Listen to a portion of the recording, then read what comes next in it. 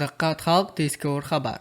Bu hafta O'zbekistonda harorat keskin pasayadi. O'zbekiston bu hafta kunduzi havo harorati 32-37 darajagacha, ayrim joylarda esa 30 darajagacha tushishi kutilmoqda. Bu haqda O'zgidromet xabar berdi. O'tgan hafta O'zbekiston aholisi nihoyatda issiq ob-havo sharoitini boshdan kechirdi. Havo haroratining eng yuqori ko'rsatkichi 43-45 daraja, janubda va cho'l hududlarida esa 46-49 darajagacha ko'tarildi. Kecha 19-iyul kuni respublikaning shimoliy-g'arbiy hududlarida havo harorati pasaya boshlagan. Bugun 20-iyul kuni cho'l hududlarida, ertaga 21-iyul kuni esa respublikaning barcha hududlarida havo haroratining pasayishi kuzatiladi. Joriy yilning 20-24-iyul kunlari O'zbekiston bo'yicha havo biroz bulutli, ba'zi joylarda o'zgaruvchan bo'lishi kutilmoqda. Yog'ingarchilik kutilmaydi. Faqat 21-iyulda Qoraqalpog'iston Respublikasida va 22-iyulda Farg'ona vodiysi viloyatlarining ba'zi joylarida qisqa muddatli yomg'ir yog'adi, momaqaldiroq bo'lishi mumkin. Tog'li hududlarda ayrim joylarda vaqti bilan qisqa muddatli yomg'ir yog'adi, momaqaldiroq bo'lishi mumkin. Bugun kunduzi havo harorati 40-43 daraja bo'ladi. Janubda ba'zi joylarda 45-47 darajagacha, shimolda 34-39 daraja bo'ladi.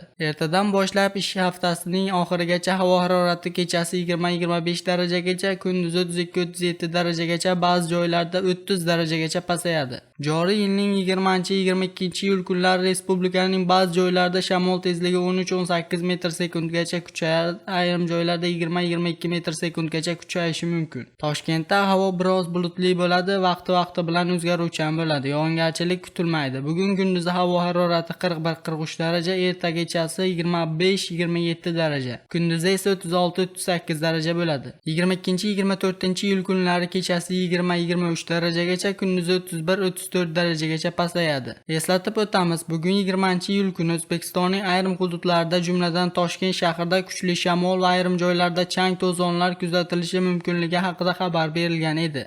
Shuningdek, O'zgidromet joriy yilning 21-24-iyul kunlari kutilayotgan yomg'irlar yog'ishi sababli respublikaning tog' oldi va tog'li hududlarida sel, suv toshqin hodisalari yuzaga kelishi mumkinligi haqida ogohlantirish bilan chiqqan edi. Sizga yetkazmoqchi bo'lgan xabarimiz shulardan iborat edi. O'zingiz va o'zgalar hayotiga befarq bo'lmang. Xayr, salomat bo'ling.